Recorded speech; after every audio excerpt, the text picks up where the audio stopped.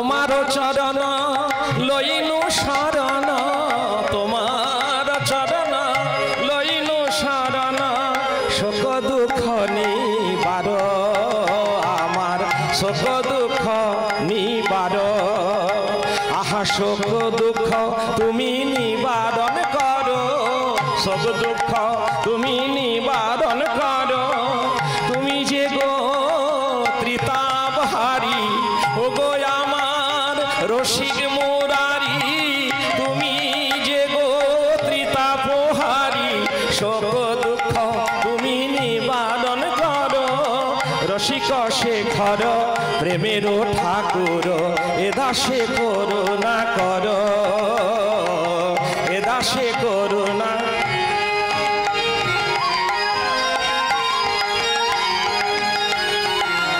তোমার ভজনে গুণ কীর্তনে আমি কিছু নাহি জানি, তোমার ভজন তব গুণ কীর্তন আমি কিছু নাহি জানি। তোমারি ভজন তোমারি কীর্তন আমি কিছু নাহি জানি। এদিন পামরে লইয়া সাদরে, এদিন পামরে লইয়া সাদরে, এদিন পামরে লইয়া সাদরে, শ্রীপদে লহ গো টানি, শ্রীপদে লহ গো টানি, আমায় শ্রীপদে লহ গো। যেন তোমার মহিমা গাইতে পারি, তোমার মহিমা গাইতে পারি, ও গো দয়াময় রসিক মুরারি, তোমার মহিমা গাইতে পারি। তুমি যে গো পতিত ধারী, যেন তোমার মহিমা গাইতে পারি। প্রেমের ঠাকুর হরি, ওহে রসিক মুরারি।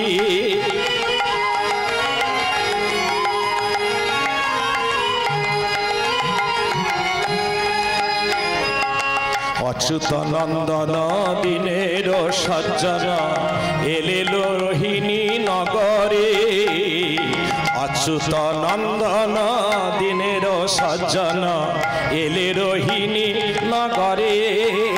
আহা নবীন নীরদ শ্যামল বরণ, নবীন নীরদ শ্যামল বরণ, নবীন নীরদ শ্যামল বরণ, ভবানীর গর্ভাধারে, ভবানীর গর্ভাধারে, ভবানীর গর্ভাধারে। মা ভবানীর গর্ভে জন্ম নিলে, ভবানীর গর্ভে জন্ম নিলে, মা ভবানীর গর্ভে জন্ম নিলে, ওগো জগৎ জীবে উদ্ধারিতে রোহিণী নগরে তুমি এসে, মা ভবানীর গর্ভে জন্ম নিলে।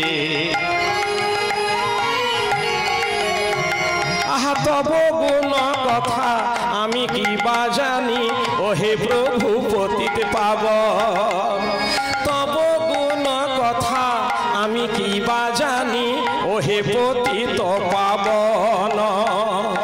কণ্ঠে বসিয়া ওহে গুণাধার, কণ্ঠে বসিয়া ওহে গুণাধার, বলাও তব গুণগান, বলাও তব গুণগান। আমি তব গুণগান কি বা জানি, আমি তব গুণ কথা কি বা জানি। ওহে প্রভু পতিত পাবন, তুমি যে মোর জীবন মরণ, ওহে প্রভু পতিত পাবন, তব গুণ কথা কি বা জানি। রসিক শেখর প্রেমের ঠাকুর, এ দাসে করুণা কর। রসিক শেখর প্রেমের ঠাকুর, এ দাসে করুণা কর, ও গো এ দাসে করুণা কর, এ দাসে করুণা কর। সেই রসিকানন্দ আমাদের ঘরের ঠাকুর, আমাদের প্রাণের ঠাকুর, আমাদের অন্তরের ঠাকুর। সেই ঠাকুরকে ভালো না বেসে যিনি মথুরা বৃন্দাবনে বসে বসে হরিনাম করে, রসিক গোসাই ক্ষমা করবে না বাবা। রসিক গোসাই তাকে যেভাবে হোক টেনে হিজড়ে আনবে, বলে আমার ধামে তুমি সময় না কাটিয়ে তুমি অনেক দূরে দূরে চলে যাচ্ছ, আমার বেলায় ফাঁকি দিচ্ছ, এটা চলবে না। হ্যাঁ, তাই চলুন এখন চলে যাই। আমার সেই রসিক রসায়ন ক্যাসেট করেছিলাম 1990 সাল, সালটা 1990 সাল। রসিক রসায়ন রসিকানন্দের জীবনী আলেখ্য নিয়ে তিনি কৃপা করে এবং আমার গুরুদেব শ্রদ্ধেয় শ্রী শ্রী গোপাল গোবিন্দানন্দ দেব গোস্বামী তিনি বলেছিলেন, তিনি আদেশ করেছিলেন যে বাবা তোমরা রামায়ণ যেভাবে করো, তুমি এই রসিক মঙ্গল এই গ্রন্থটি নাও, এই গ্রন্থ ধরে তুমি অনেক কিছু জানতে পারবে এবং তুমি রসিকানন্দের লীলা সম্বলিত রামায়ণের মতো করে তুমি গাইতে পারবে, তুমি গাইবে। হ্যাঁ, আমি আশীর্বাদ করলাম, দুহাত ভরে আশীর্বাদ করেছিলেন। ঠিক সময় উপযোগী, সেই সময় উপযোগী আমি প্রস্তুত করেছিলাম আমাদের স্থানীয় পণ্ডিত প্রবর ভক্তি শাস্ত্রী অনন্ত দাস অধিকারী মহাশয়, কাব্য ব্যাকরণ তীর্থ, তিনি একজন সংস্কৃতের শিক্ষক মহাশয়। তো তিনি আমার শিক্ষাদাতা, তিনি এখানে দীক্ষা দেওয়ার পিছনে তার বিরাট অবদান। হ্যাঁ, তার কাছে আমি চিরঋণী। তো তিনি এগুলিকে সুন্দর করে গুছিয়ে আমাকে ভাবগুলো বুঝিয়ে দিয়েছিলেন। তারপরে শ্রদ্ধেয় শ্রী শ্রী ব্রজেন্দ্র নন্দনানন্দ দেব গোস্বামী তিনি রসিক মুরারি গ্রন্থ রচনা করেন, রসিক মঙ্গল থেকে সারাংশ, সেখান থেকে আমি বেশ কিছু সংগ্রহ করলাম। তারপর রসিক রসায়ন ক্যাসেট বেরিয়ে গেল, আনাচে কানাচে বাজতে থাকলো, বিবাহ বাসরে, অন্নপ্রাশনে, হ্যাঁ, কোথায় পুজো মণ্ডপে ধুমধামে বাজছে সেই রসিকানন্দের রসিক রসায়ন ক্যাসেট। এত সুধা মাখা মধু মাখা সেই ক্যাসেট শুনে শুনে অনেকে গোপীবল্লভপুর সম্বন্ধে জানতো না, যে গোপীবল্লভপুরে এত কিছু ঘটনা আমরা জানি না, অতএব এর প্রচার দরকার। আমি মনে করি এই রসিকানন্দের যদি প্রচার প্রসার বেড়ে যায়, গোপীবল্লভপুরে তিল ধরাবার জায়গা থাকবে না, এমন মানুষের ভিড় হবে। তাই আমাদেরকে যারা শ্যামানন্দী সবাইকে গিয়ে আসতে হবে, রসিকানন্দের প্রচারে আমাদের ঝাঁপিয়ে পড়তে হবে। চলো সেই অংশটি এখন পরিবেশন করছি। বাবা কমে গেল।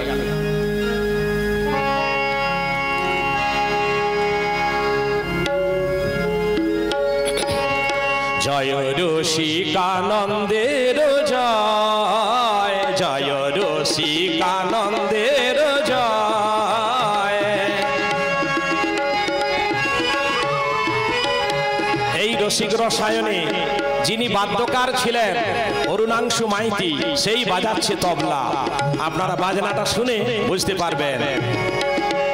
জয় রসিকানন্দের জয়, অচ্যুত নন্দন জগজন বন্দন, অচ্যুত নন্দন জগজন বন্দন, পরমেশ্বর লীলাময়। জয় জয় রসিকানন্দের জয়, জয় রসিকানন্দের জয়।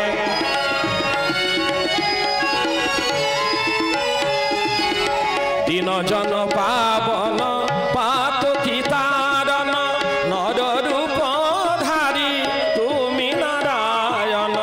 দীনজন পাবন পাতকী তারণ, নররূপ ধারী তুমি নারায়ণ। অনিরুদ্ধ অবতার দুর্জন শাসন,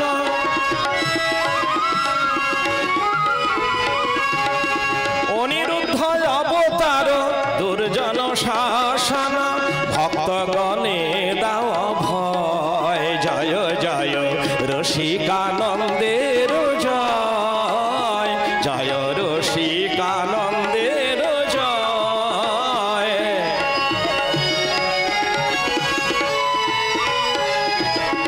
শ্যামতনু খানি এবারে লোভিয়া, বাঞ্ছা পূর্ণ কর ধরাতে আসিয়া। শ্যামতনু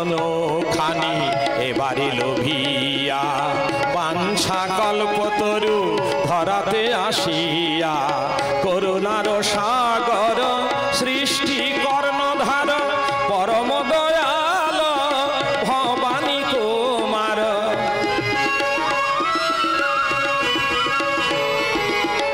করুণার সাগর সৃষ্টি কর্ণধার পরম দয়াল ভবানী কুমার। দিন সুবল ডাকে করি কর জোড়, এদিন সুবল ডাকে করি কর জোড়।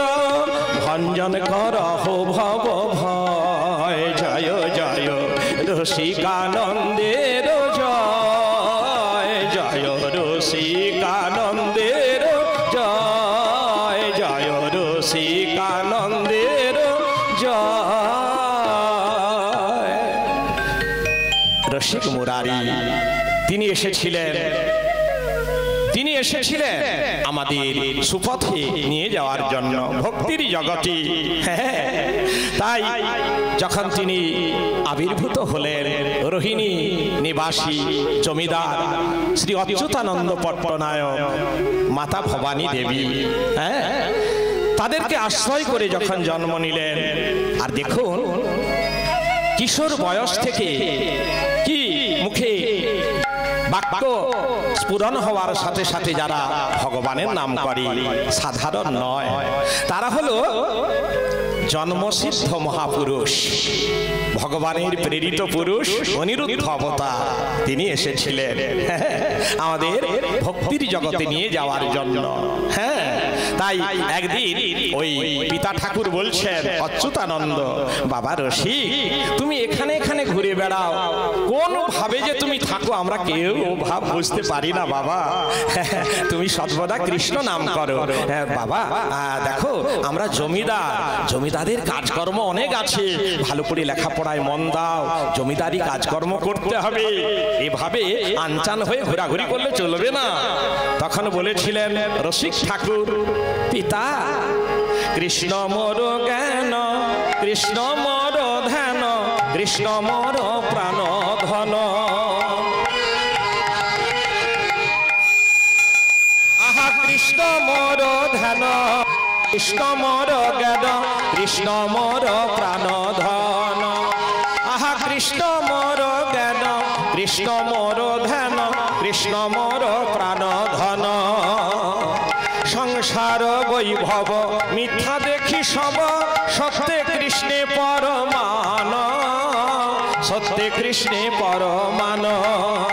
ওই কৃষ্ণ ছাড়া সকলই অসার, কৃষ্ণ ছাড়া সকলই অসার।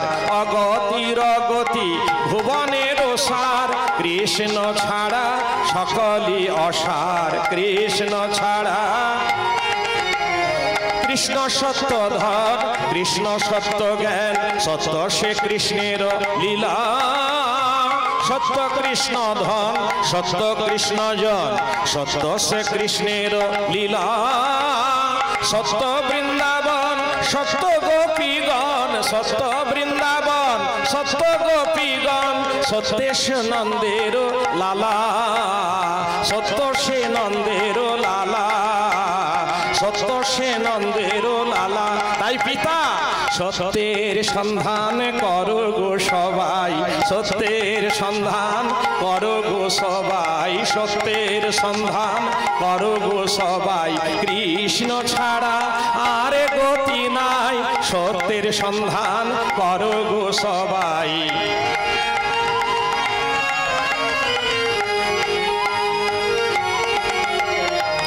তাহলে সত্য কৃষ্ণ ধন, সত্য কৃষ্ণ জন, তাহলে তোমরা সবাই সত্যের সন্ধান করো। কে বলছেন? এই সুবল বলছে না, সুবল তো বলছেই, আমার রসিকানন্দ প্রভু বলছেন, ডেকে ডেকে বলছেন, করো জুড়ে বলছেন, অনুনয় বিনয় করে বলছেন। তার পিতা ঠাকুরকে উদ্দেশ্য করে জগৎ সংসারী সবাইকে ডেকে ডেকে বলছে। আর কি বলছে? সত্য সংকীর্তন, সত্য কৃষ্ণ নাম, সত্য গুরু কৃষ্ণ ভক্তি। সত্য সংকীর্তন, সত্য আহা সত্য সংকীর্তন, সত্য কৃষ্ণ নাম, সত্য গুরু কৃষ্ণ ভক্তি। শোনো তা তোমার এই শুনো তা তোমর এই বেদসার, কৃষ্ণে দেহ সবে মতি, কৃষ্ণে দেহ সবে মতি, তোমরা কৃষ্ণ পদে মতি দাওহি, কৃষ্ণ পদে মতি দাওহি, গজমতিতে মতি না দিয়ে কৃষ্ণ পদে মতি দাওহি, গজমতিতে মতি না দিয়ে কৃষ্ণ পদে মতি দাওহি, কৃষ্ণ তোমার হলাম বলে হরি হরি বলো সবে, কৃষ্ণ তোমার হলাম বলে বাহু তুলে হরি বলে, কৃষ্ণ তোমার হলাম বলে বাহু তুলে হরি বলে, কৃষ্ণ তোমার হলাম বলে বাহু তুলে হরি বলে, কৃষ্ণ তোমার হরি, কৃষ্ণ তোমার হলাম বলে বাহু তুলে হরি বলে, কৃষ্ণ পদে মতি দাও।